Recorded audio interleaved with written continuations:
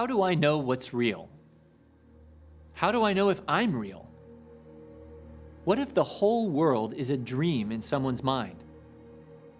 Or what if I'm a robot or a clone, a computer simulation, or a character in a TV show I didn't even know existed? I'm Andrew Petiprin, Fellow of Popular Culture at the Word on Fire Institute. Well, I think so.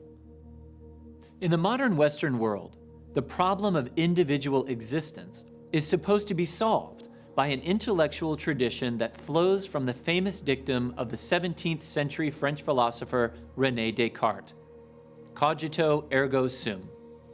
I think, therefore I am. But Descartes' approach employs abstraction to things that are unavoidably concrete. To say I am is to say much more than I am conscious or I am a mind. I am also a body and a soul. I was born and I share the genetic makeup of my biological parents and ancestors. I share, or was at least shaped by, the values of the people who raised me. I speak a language that I did not invent in order to express my thoughts and feelings. Even the very idea that I could be self-made or self-defined comes from somewhere else, an intellectual tradition that long precedes me. In short, try as we might, human beings simply do not possess within themselves the means to determine that we are real, or that the world is real either. Indeed, Christians have traditionally believed that without faith in God as the ground of being itself, we would never really understand the small-scale stuff of the universe, including ourselves. Today we have genetically modified foods, artificial intelligence, video deepfakes, and even a transhumanist movement that seeks to prolong life indefinitely by means of technology. We try to construct ourselves as the star of our own reality shows. We know advertisers are manipulating us to take our money, and we don't really mind. It's harder and harder to stay connected to a ground of being that tells us who we are, apart from our subjective experiences. How often do we stop and ask, what are our lives really for? In this video, we will examine the problem of discerning reality through 3 films. Ridley Scott's Blade Runner from 1982, Peter Weir's The Truman Show from 1998, and Mark Romanek's Never Let Me Go from 2010. Blade Runner is an extraordinary cinematic achievement by director Ridley Scott, based on the novel Do Androids Dream of Electric Sheep by the spiritually sensitive science fiction author Philip K. Dick. Blade Runner is set in the then far-off future of 2019 and features artificial beings called replicants, which the opening scroll describes as superior in strength and agility, and at least equal in intelligence to the genetic engineers who created them. They're real-ish beings, created by the Tyrell Corporation and used essentially as slaves in off-world colonization efforts. They're illegal on Earth, lest real people become confused about their own identity or find themselves in danger from their exploited and far stronger artificial counterparts. A motif of seeing runs throughout the film, with eyes serving as the main device for thinking about reality. What do replicants see through their eyes that differs from humans? Can humans tell by the replicants' eyes that they aren't the same? Rick Deckard, played by Harrison Ford, is commissioned to hunt down and kill a band of rogue replicants, euphemistically called retiring. But there's something funny, even unreal, about Deckard from the beginning. Although it remains a controversial topic among fans of the film, Ridley Scott has publicly affirmed what many viewers guessed. Deckard is unknowingly a replicant himself. Ridley Scott's 21st century Los Angeles is a hellscape, a dark, consumerist chaos whose only order is represented by the enormous pyramid-like Tyrell Corporation headquarters that stand above endless flying cars and blinking neon advertisements. Inside the Tyrell Corporation, the question of artificiality and reality intensifies in the character of Rachel, played by Sean Young. Mr. Tyrell enters the scene, asking Deckard to perform a test on Rachel, a test Deckard frequently performs to learn whether someone is a replicant. After the longest session he has ever conducted, Deckard thinks he can conclude that Rachel is not a real human. Tyrell confirms and then describes his company's work, saying, "Commerce is our goal here. More human than human is our motto. Rachel is an experiment, nothing more." To the constructed world of ones and zeros, profits, innovation, and growth, what does transcendent reality really matter? When you act like a god, there is nothing more real to you. Roy Batty, played by Rutger Hauer, is the leader of the escaped replicants, and he is looking for a way to prolong his life in the face of his forced obsolescence. He tells one of the men who helped design him, "If you could only see what I've seen with your eyes." Roy finally meets Mr. Tyrell, telling him, "I want more life, Father." Tyrell looks at him and says, "Look at you. You're the prodigal son." In fact, Roy is more like an inverted version of Judas, betraying his false god master and then killing him. The film culminates in an iconic scene between Deckard and Roy, whose time is up. He declares, in a way that we would almost call soulful, "I've seen things you people wouldn't believe. All those moments will be lost in time, like tears in rain." Roy was made by men, but has become his own man, and not by his own making. He is the product of a system that has cast aside reality, but he has been inexplicably real. Maybe, to paraphrase Mr. Tyrell, more real than real. The film ends with Deckard and Rachel, two robots in love with each other, possessing emotions never intended for them. They seem, miraculously, to be rooted in a system much bigger and more mysterious than the world they see through their manufactured eyes. Peter Weir's 1998 film The Truman Show shows a different kind of unreality from that of Blade Runner, but one which is equally convicting to the modern self and our modern world. Whereas Blade Runner posits the fakeness of the individual in a real world, The Truman Show is about the reality of the individual in a fake world. That individual is Truman, played by Jim Carrey, who has grown up and lived his entire life on television, with countless millions tuning in to watch his life every day and night, unbeknownst to him. Truman's best friend Marlon tells us, "It's all true, it's all real. Nothing you see on this show is fake. It's merely controlled." In this way, The Truman Show calls to mind another cinematic classic from the same era, The Matrix. But instead of finding out that we are controlled by machines that feed off our energy, Truman's story shows us how we are controlled by others' expectations and by a performative, unreal environment that we often ignore or try not to think about. We come to think that we are the center of attention, and that it's good and natural to feel that our lives are unfolding just the way we expect. Not unreal, just controlled. But Truman begins to experience all kinds of oddities that draw attention to the possibility that what he takes for granted as reality is actually artifice. The transition to reality literally begins from above, when a stage light falls from the sky. Later, Truman recognizes his long-lost father, who suddenly reappears in the street and is then shuffled off. The radio in his car malfunctions, and he can hear production cues describing his whereabouts and his movements. He realizes that his wife seems to be talking about particular consumer items at the strangest times. Truman begins living with an unease that he has never known, and he confesses to Marlon, "Maybe I'm being set up for something." You ever think about that, Marlon? Like, your whole life has been building towards something. Truman finally cracks attempting to drive out of the town he has never left, and almost becoming violent with his wife, who breaks the fourth wall, crying out for help.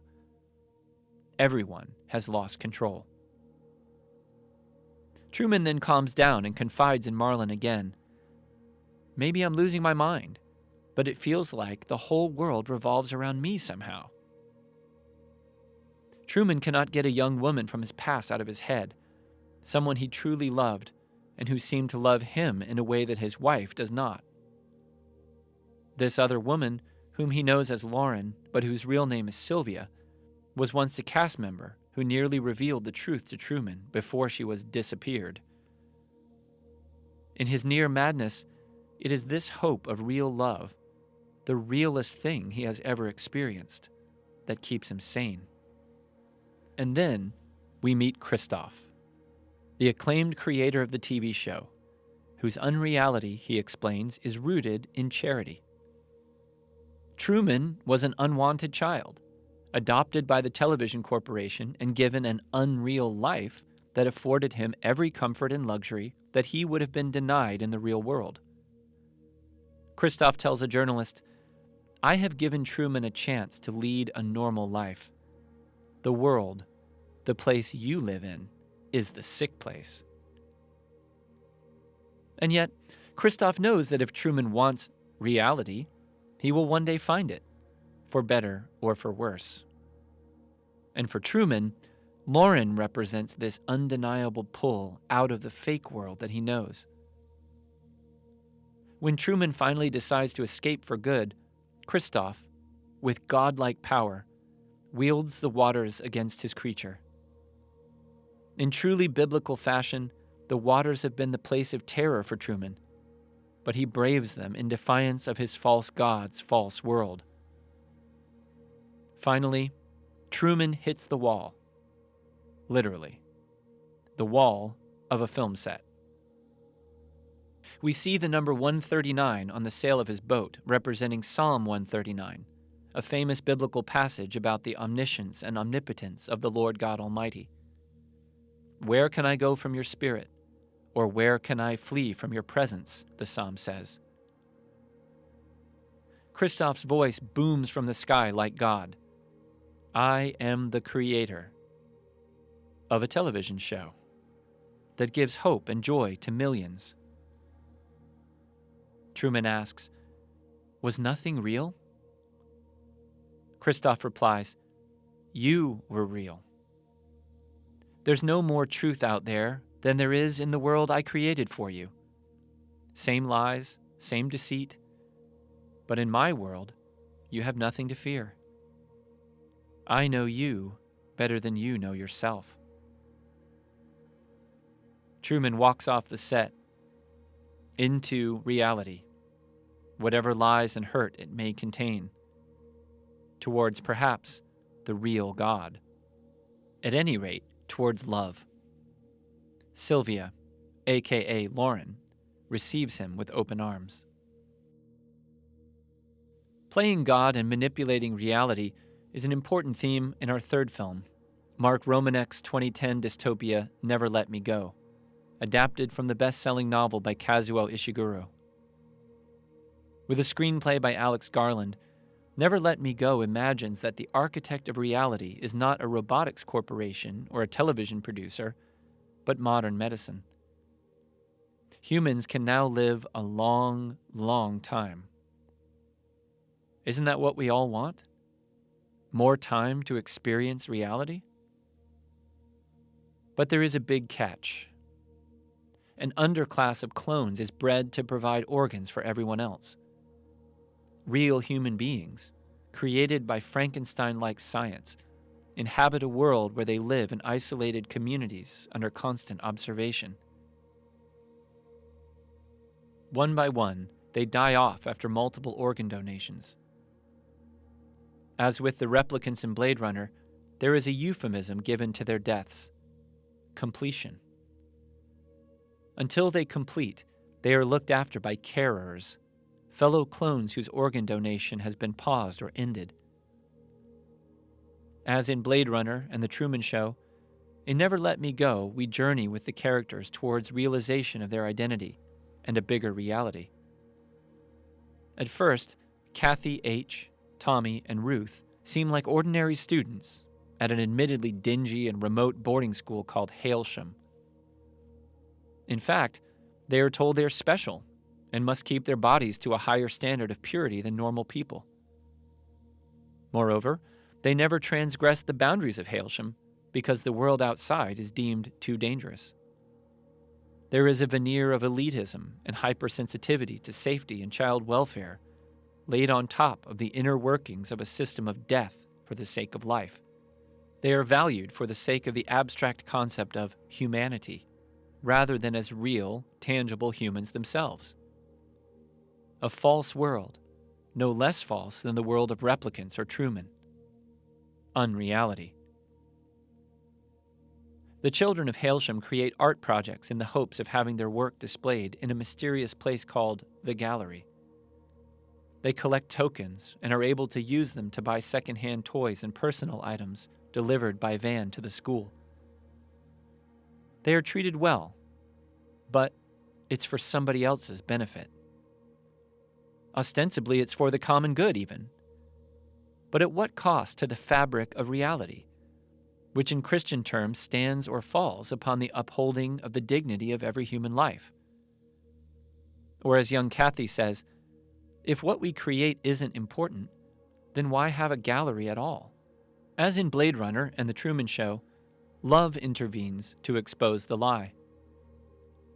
Even as children, Kathy and Tommy form a bond that shows what their lives are really for. Their love is thwarted by Ruth, but these normal human rivalries, emotional challenges, and competing desires expose their humanity. Love, loss, potential, what-ifs. That's reality. Not only are the children not organ machines, but they are themselves worthy of other sacrifices and selflessness. They deserve donations. Their lives should be complete, and not in the euphemistic sense. They matter as much as the people whose lives they will artificially prolong. Miss Lucy, the only teacher that tells them the truth about who they are, the truth about the world, is promptly dismissed. The film jumps forward several years, where Kathy H., played by Carey Mulligan, Tommy, played by Andrew Garfield, and Ruth, played by Keira Knightley, live as older, independent teens in a compound called The Cottages. They watch television shows and mimic the behavior of couples and individuals in sitcoms. Kathy H. finds a stack of pornographic magazines and studies them to make sense of the sexual activity going on around her in the lives of her friends. Unreality acquires new layer after new layer of more unreality. Eventually, the group at the cottages discover someone in the world that looks a lot like Ruth. "They've found your original," Kathy H. tells her. The whole group ventures out to try and get a look. The woman turns out not to be Ruth's original, but their confusion about their identity, their worth, and the way of the world outside intensifies. Who were they modeled after?